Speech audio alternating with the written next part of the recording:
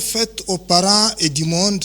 Merci pour la fidélité na bino na programme canal numérique télévision bisika inso bozali ko capter biso auto Kinshasa capitale la République démocratique du Congo pe mokili mobimba via toutes les plateformes numériques.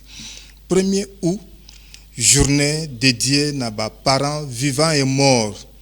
Voilà la raison pour laquelle des colonnes ya ba membres ya ba famille et salaki Moulongo, Ndenge Tolobi Yango, à travers nos différents cimetières, certains avec des couronnes de fleurs, pour, après avoir enlevé des herbes tout autour des tombes des êtres chers, Bamoussou avec une peinture, de sorte à ce que Bakoka Kobongi sa tombe, Yaba être cher, Mokolo Yalelo, Oyezali dédié na Bango, qui étaient comme nous et qui nous ont précédés dans l'au-delà.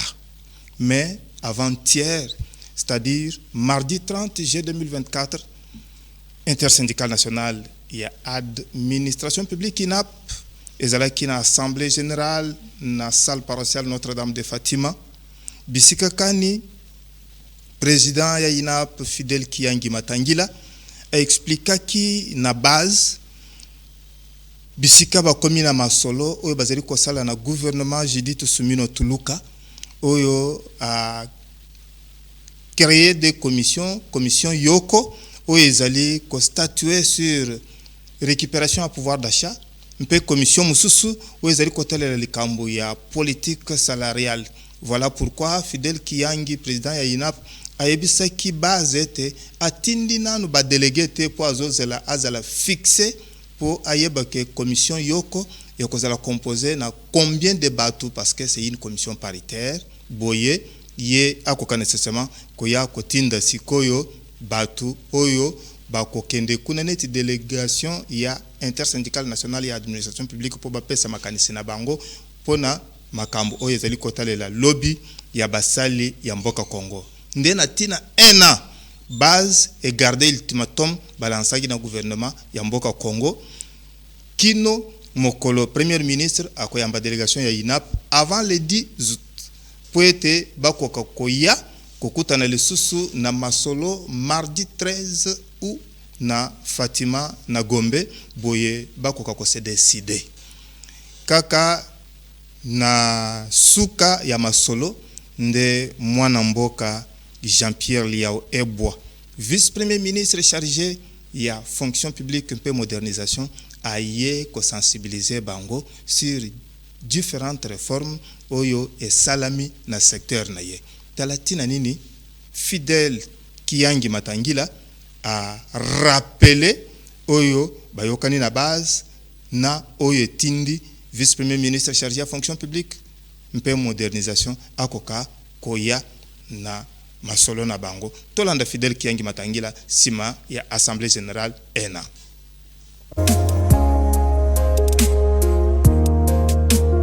Nous avons réuni les 600 délégués syndicaux de l'administration publique parce que nous devions les tenir informés. Comme vous le savez, il y a 3 semaines passées, nous avions donné un ultimatum au gouvernement congolais comme quoi il fallait payer $200 à l'huissier à la fin du mois de juillet, faute de quoi nous allions tenir une assemblée générale au esplanade du Palais de la Nation où travaillent les premiers fonctionnaires congolais. Suite à cet ultimatum, nous avons été approchés par le gouvernement pour dire qu'on pouvait bien ouvrir les négociations avec une réunion que la première ministre va présider. Et que ceci étant, que nous puissions temporiser et qu'on attende cette réunion-là. C'est comme ça d'ailleurs que vous avez vu la présence du vice-premier ministre qui est venu confirmer ce que nous avons dit aux amis. Et après avoir fait les rapports aux amis, notamment sur les horaires de travail, nous avons obtenu, nous nous sommes mis d'accord avec le gouvernement que les fonctionnaires travailleront pendant 40 heures la semaine, 5 jours, c'est-à-dire de lundi à vendredi, et 8 heures de travail par jour. Le travail des fonctionnaires devra prendre fin à 16 heures. Et ils travailleront de lundi à vendredi pendant 40 heures la semaine. Les autres dispositions par rapport aux sanctions et autres seront réglées dans un arrêté qui devra être prise par les ministres de la fonction publique après harmonisation avec l'intersyndicale nationale de l'administration publique. Mais sinon, les fonctionnaires étaient là beaucoup plus pour vous entendre autour de la politique salariale. Vous êtes rassurés? Et l'ultimatum? La politique salariale, oui, mais nous sommes venus pour l'ultimatum. Oui, oui. L'ultimatum demeure. Et notre ultimatum attend notre rencontre avec la première ministre. De ce qui va sortir, si les agents sont satisfaits, nous allons quand même tenir cette assemblée-là pour leur dire ce que nous avons obtenu. Si nous n'obtenons rien de la rencontre avec la première ministre, nous serons obligés de convoquer l'assemblée générale de tous les agents pour se mettre à leur disposition pour des directives. Au-delà de ça, vous êtes dans les commissions constituées par le gouvernement? Oui, oui, le gouvernement a mis en place des commissions. La commission en charge de la préparation de la politique salariale et une commission en charge de l'examen de la récupération du pouvoir d'achat. Nous n'avons pas désigné les membres. Nous avons dit au gouvernement, il doit d'abord nous dire quel est le format. C'est combien de personnes par commission, parce que nous travaillons paritairement. Quand nous aurons connu le nombre de ceux qui devront prendre part dans ces deux commissions, c'est alors que nous allons envoyer la moitié du nombre dans chacune des commissions. Mais avant ça, nous ne désignons pas les membres. Mais quelle est votre position par rapport? Nous n'avons pas de position. Notre position est que nous allons prendre part à la commission. Mais pour prendre part à la commission, nous devons savoir quel est le format. Dès que nous connaîtrons le format, nous enverrons la moitié du nombre de ces formats-là. C'est ça le point. Merci.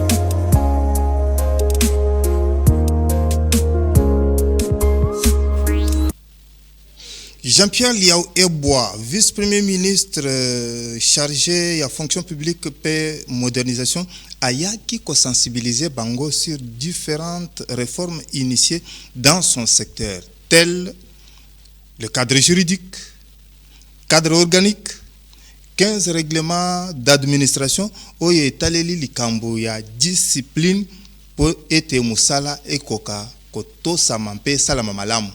Na lolenge kan musali ya l'état congolais akoka koma na musala avant 8h30. Souka 8h30. Sima 8h30, azali déclaré absent.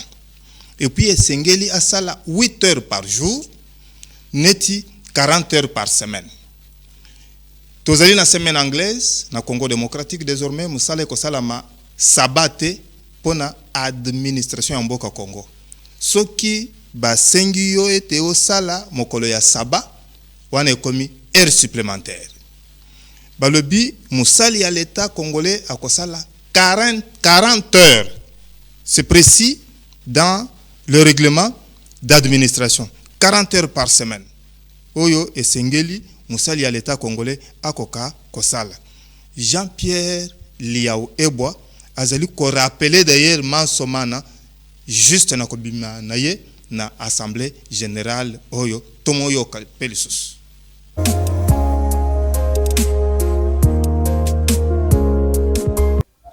À ma demande, dans le cadre du dialogue permanent qui nous lie en tant que gouvernement à tous les syndicats qui prestent dans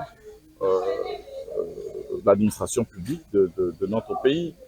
Le président de la République a émis le vœu à travers sa vision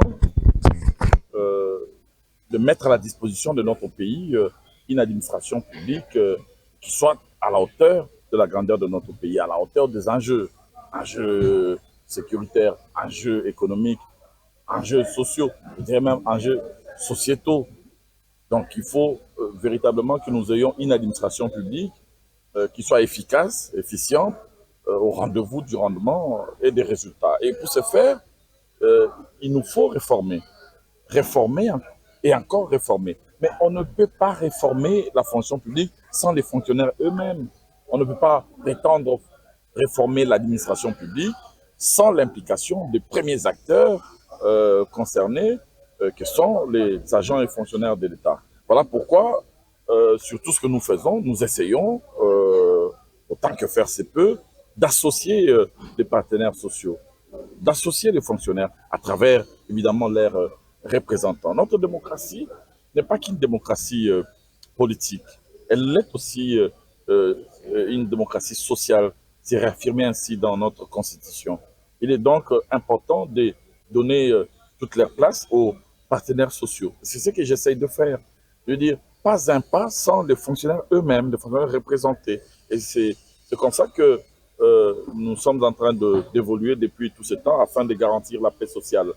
Nous avons lancé une série de réformes, c'est connu, cadre juridique, cadres organiques, pour notamment rationaliser les recrutements, essayer de relancer, de fluidifier la retraite, d'asseoir une sécurité sociale digne de ce nom, d'accélérer si vous voulez, de mieux gérer les carrières des agents et fonctionnaires de l'État, de dématérialiser l'administration publique. Mais toutes ces réformes doivent être portées in fine par les fonctionnaires eux-mêmes. Et puis, s'agissant du cadre juridique, c'est-à-dire la loi elle-même, plus les règlements d'administration, ce sont des réformes techniques qui nécessitent par la suite une pédagogie qui soit faite aux fonctionnaires. Nous avons réformé plus de 15 règlements d'administration. Le plus important, le plus urgent était le règlement relatif à la discipline, parce que nous ne pouvons pas mettre en place une administration efficace, efficiente, sans mettre au centre de tout la question de la discipline. Qui dit discipline, dit aussi les heures de service. Quand on est fonctionnaire, on doit savoir qu'on n'a pas que des droits. Bien sûr que nous allons conquérir avec eux de droits, leurs droits, les droits salariaux, les avantages, les allocations, la question de transport et ainsi de suite. Mais un fonctionnaire n'a pas que des droits, il a aussi des devoirs. Et c'est là-dessus qu'il nous faut faire davantage de la pédagogie, et c'est ce que je suis venu faire, notamment en ce qui concerne les heures de service. Expliquer pourquoi nous avons voulu réaménager les heures de service. Parce que la plage horaire qui était en place date d'il y a 42 ans. 42 ans. Et bien de choses ont évolué depuis 42 ans. La preuve, le nombre d'habitants, le nombre de la population est passé de 30 millions à aujourd'hui plus de 100 millions. Les défis nouveaux sont dressés devant nous. Donc il faut davantage une administration constituée de femmes et des hommes qui soient beaucoup plus présents au travail. Pas venir à 11 heures et vite quitter à 14 heures. Et ça engendre le phénomène de cellules d'experts, de microstructures qui rôdent autour des cabinets. Et donc, il nous faut faire prendre conscience aux fonctionnaires que si on veut faire jouer à l'administration publique son rôle dans la marche de l'État, il faut que le fonctionnaire accepte des sacrifices, il faut qu'ils acceptent d'être beaucoup plus présents au travail, mais en même temps, cette volonté de changement, cette dynamique-là, doit être accompagnée d'une compréhension de contraintes et des préoccupations que le fonctionnaire soulève. Lorsque nous avions rendu public ces décrets, ramenant les heures de travail de 8h30 à 17h, beaucoup de fonctionnaires avaient alors exprimé leur désarroi, leurs préoccupations, et j'avais sollicité et obtenu du Conseil des ministres la surséance de ces décrets afin de mieux me concerter avec tous les partenaires sociaux.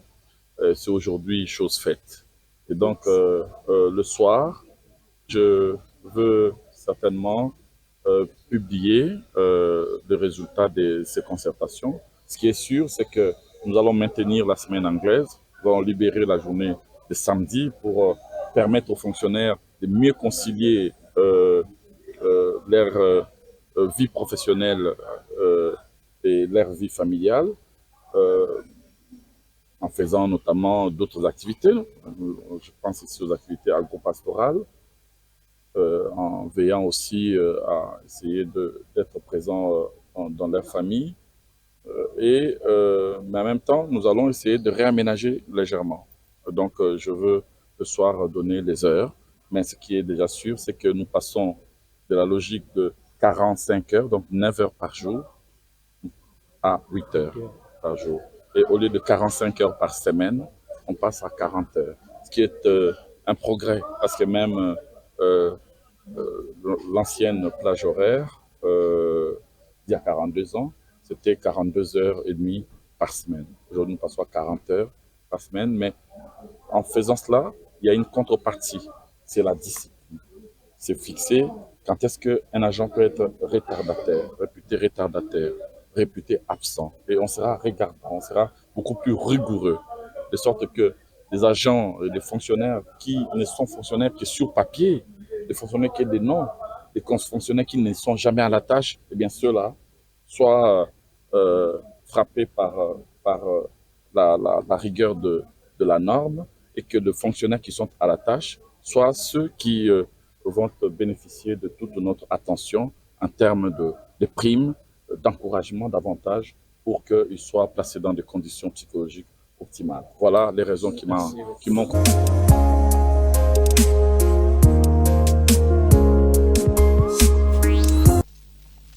Voilà, la journée commémorative du génocide congolais Génocoste sera lancée ce vendredi 2 août 2024 à Kisangani par la première ministre Judith Suminwa Tuluka, représentante du chef de l'État Félix-Antoine Tshisekedi Tshilombo, mais concernant trêve aux élus prolongée par les Nations Unies, mais qui n'est pas appliquée sur terrain par les groupes armés, et surtout raccourci au Esengeli et Salama pour administrer une leçon à tous ceux qui confondent encore les forces armées de la République démocratique du Congo.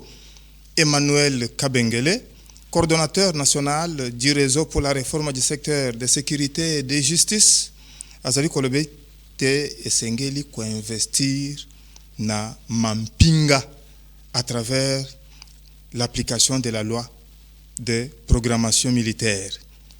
Azolo bapeli susu na likambo litali continuité ya msala ya programme après relèvement ya l'abbé Jean Bosco Baala de ses fonctions de coordonnateur national du programme de désarmement, de mobilisation, relèvement communautaire et stabilisation sur ordonnance présidentielle. Tolanda Emmanuel Kabengele, Boyeto ya Kozongao.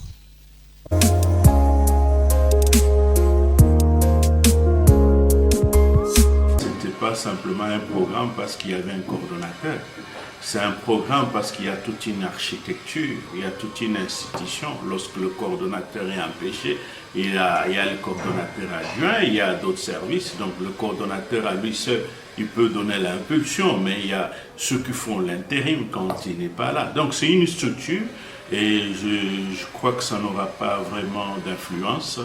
La haute hiérarchie a décidé, bon, si elle a décidé, c'est en fonction des informations pratiquement qui lui ont été données. Donc, bon, nous, comme citoyens, ne pouvons que prendre acte, hein, et il faudrait vraiment qu'on quitte en fait un peu cette maladie de penser que les institutions tournent autour des individus. Donc, on doit rendre les institutions fortes pour que, quels que soient les individus qui passent, mais que les institutions continuent beaucoup plus le travail. Donc c'est un programme, hein, c'est quelqu'un qui est parti, mais il y a des acteurs qui sont là, il y a des intérimaires, il y a également aussi des techniciens et des experts qui font leur travail. Il ne faut pas simplement qu'on puisse un peu créer un tabou ou un mystère autour du départ d'une ou de l'autre personne. Donc on doit, et cela devrait aussi être aussi un signe pour nos institutions. Il ne faut pas que ce soit des institutions attachées à des individus. Donc nous, par exemple, au niveau du réseau pour la réforme du secteur de sécurité et justice, nous voulons vraiment des institutions fortes qui ne sont pas attachées à des individus, des institutions qui font le travail même si des individus passent, parce que nous tous comme individus, nous allons passer. Monsieur Le Cordon, quel peut être l'impact de cette trêve imposée par les Nations Unies qui n'est même pas respectée par les groupes armés et surtout que les Nations Unies ne sont pas parties prenantes à ce conflit? Bon, il faut simplement dire que le groupe armé ne pouvait pas respecter cette trêve parce que ce n'est pas une armée régulière. C'est pas une armée régulière et on comprenait déjà que chaque fois qu'il y avait des trêves, le groupe armé essayait toujours de violer des trêves en criant de la Libye et en distrayant l'opinion, en faisant voir que c'était la partie gouvernementale. Nous, notre souci, c'est qu'au niveau de la partie gouvernementale, qu'on soit sur le qui-vive. On est en trêve, bien sûr, mais qu'on soit déjà dans une position offensive et qu'on ne soit pas berné par cette trêve. En droit international, la trêve a toujours été sollicitée pour aider à résoudre des problèmes humanitaires importants, parce que vous savez que la guerre crée des dégâts humains, mais il y a également au niveau de santé, il y a également aussi l'évacuation de personnes qui doivent trouver des soins de santé beaucoup plus appropriés. Ça, c'est en droit de l'homme, c'est la trêve est très nécessaire, mais dès lors qu'il y a une partie presque de ceux qui sont hors la loi qui décident de violer la trêve, bon, on comprend déjà que leurs enjeux, c'est pas plus l'humain, leurs enjeux sont autre chose que l'humain, leurs enjeux, c'est peut-être les richesses qui sont dans le sous-sol. Mais le souci pour nous, c'est que l'armée soit sur le qui-vive. Et que ce soit sur le qui-vive, parce que lorsque l'armée est sur le qui-vive, elle ne peut pas être surprise, même si ces gens-là violent la trêve, mais ils violent la trêve, mais ils se rendent compte que ils ont une réponse à la hauteur de leur violation. Donc notre souci, notre exhortation, c'est que l'armée soit sur le qui-vive et que ce semblant de trêve selon ce groupe armé permette également à l'armée de pouvoir se réorganiser et pour pouvoir pratiquement relever les défis en récupérant tous ces territoires déjà occupés par l'ennemi. Que faire concrètement pour combler le couloir laissé par les troupes onusiennes qui sont en train de partir? Non, la recette elle est simple, c'est la montée en puissance de forces armées et la réforme du secteur transformationnel, du secteur de sécurité. Donc si on met du paquet pour la réforme de l'armée, de la police, de la justice, le service de renseignement, parce que vous savez généralement que les renseignements jouent un rôle clé également dans des situations de conflits armés. Donc si on met du paquet en fait un peu pour que cette réforme du secteur de sécurité puisse réellement être effective, eh bien on sera à l'abri de ce souci-là. Mais au-delà de la réforme du secteur de sécurité, il y a également aussi une autre recette que nous proposons, c'est en fait un peu la construction des infrastructures interprovinciales, parce que vous savez, les routes nationales, deux fois, s'il y a insécurité, deux fois pour certaines routes, c'est parce que l'accessibilité pose problème. Et si on sait bien construire ces routes interprovinciales, ces routes dites nationales, et si le flux de déplacement est facilité, et chaque fois qu'il y a des groupuscules de hors-la-loi qui peuvent se pointer, eh bien l'armée régulière peut facilement se déployer et arriver à éliminer ces groupuscules. Donc, deux fois, c'est l'état des fois de nos infrastructures routières qui est presque l'élite de ce groupe armé. Donc, il y a également un souci pratiquement à ces niveaux-là de pouvoir également au même moment qu'il y a ce processus de réforme, mais au moment viabiliser nos infrastructures routières et je me dis que si toutes nos routes d'intérêt national, si toutes nos routes là sont asphaltées selon les normes, et là ça serait beaucoup plus facile pour l'armée régulière de se mouvoir, et chaque fois qu'il y a de petits bruits de bottes de pouvoir arriver à faire face à ces bruits, à mettre hors d'état de nuire tous les éléments nuisibles. Hormis tout ce que vous venez de citer, monsieur le coordonnateur, dites-nous, la réforme du secteur de sécurité peut commencer par quoi? Est-ce par l'extirpation des brebis galeuses ou la formation de nouveaux hommes de troupes? Bon, la réforme, c'est tout un processus. Et dans ce processus-là, il y a des jalons qui sont censés être posés. Et comme déjà pour la réforme de l'armée, il y a déjà la loi de programmation. Donc ça voudrait dire que pour le moment, on ne sait plus dire la réforme doit commencer par quoi, parce qu'il y a déjà une boussole. Et du côté police, c'est juste mettre en œuvre ce qui est déjà prévu, ce qui est planifié dans le cadre de la réforme. Au niveau de la loi de programmation, c'est en fait un peu une loi qui essaie de chiffrer les dépenses liées à la réforme de l'armée. Et dans le cas de ces dépenses, par exemple pour ce qui est de la réforme de l'armée, on vous parle généralement du trinôme FEC, formation, équipement, casernement. Et nous, on ajoute aussi un autre aspect, il faut aussi voir que ce soit un quadrinôme, nous on ajoute aussi les S santé, parce que vous savez, généralement, et ça c'est aussi un souci, c'est un appel aussi à nos autorités. Vous savez que les militaires qui vont au front, il faut aussi un programme spécifique de santé mentale pour pouvoir effectivement gérer leur aspect psychologique. De fois, vous entendez que de fois, à Goma ou bien un militaire serait pris en état en train de tirer sur tel ou tel autre civil. Mais de fois, lorsque quelqu'un a vécu un certain nombre d'atrocités, donc la santé mentale pose effectivement problème. Il faut un suivi particulier, il faut de psychologues, donc quand quelqu'un rentre de guerre, il faut un suivi davantage très particulier. Donc nous on s'est dit, au-delà de la formation, au-delà des équipements, au-delà des casernements, qu'on mette aussi un accent sur le côté santé.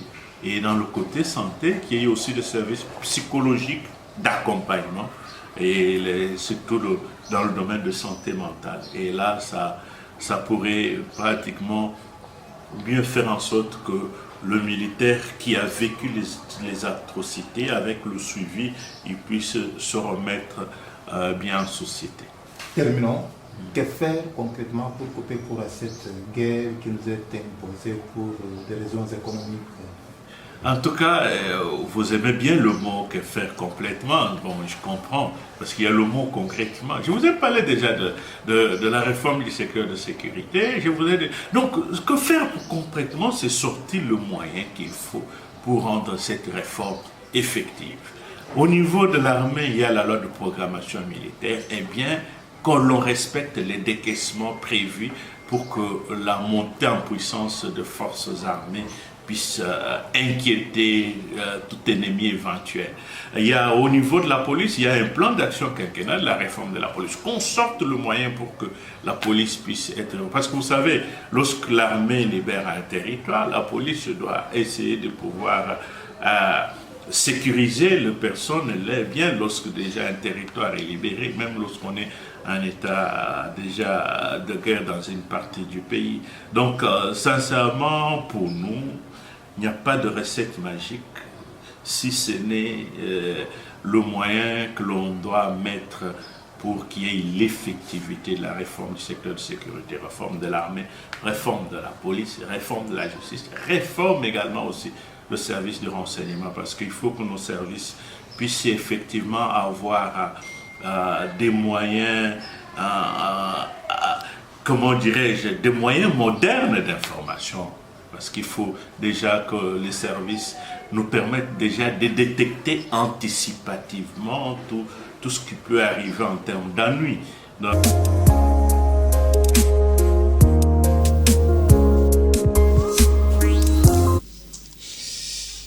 Publication, voilà, crise à l'UDPS Tshisekedi, Alexis Mutandangoïmouana, secrétaire général honoraire, rappelle le respect strict des textes légaux du parti présidentiel.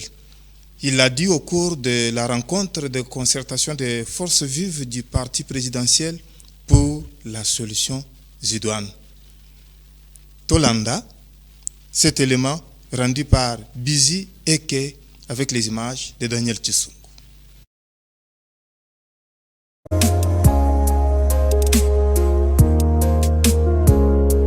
De droit, et dans cet état de droit, c'est le bien-être social de la population qui était la finalité. Alors cette finalité veut dire tout simplement que au lieu des avantages individuels, ce sont des avantages collectifs. Parce que dans un état de droit, eh ben, chacun se retrouve, quels que soient les rangs qu'il occupe, quelles que soient ses capacités. Vous êtes médecin, vous êtes ingénieur, vous êtes juriste, vous êtes footballeur, vous êtes musicien, etc. Eh ben, chacun suivant ses compétences, suivant ses capacités, dans un état de droit, il doit avoir sa place, il doit se retrouver. Et c'est pour cette raison que l'objectif final de la lutte de l'UDPS, c'est le bien-être social de la population.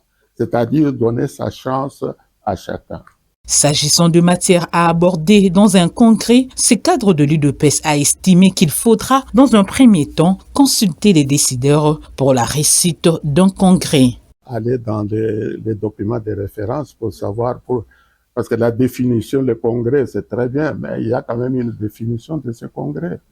Prenons l'exemple du congrès qui a été organisé en 2011, en 2010 plutôt. Eh ben, ce congrès, c'est d'abord l'autorité du parti, hein, qui était à l'époque le président du parti, qui met en place une commission qui organise ce congrès. Alors, cette commission travaille d'arrache-pied avec les autres organes du parti, de manière à savoir qui sont les membres du parti, parce que le parti, comme je vous ai dit tout à l'heure, il est dispersé à travers tout le pays, et il y a également des structures du parti, même à l'extérieur. Alors, est-ce que tout ce monde-là était informé qu'il y avait un congrès? Est-ce que ceux de l'intérieur étaient informés qu'il y avait un congrès? Qui avait l'autorité statutaire de convoquer ce congrès? Donc, c'est beaucoup plus compliqué que ce que l'on pense. On ne peut pas se réveiller un jour, on va faire un congrès, et puis ensuite on arrive, on fait ce qu'on fait, et puis on arrive, on dit, voilà les résultats du congrès. Mais il y a quand même les documents de base qui définissent le congrès et qui définissent également les modalités d'organisation et quelles sont les personnes d'ailleurs qui sont invitées à ce congrès pour qu'ils puissent avoir le pouvoir de décider.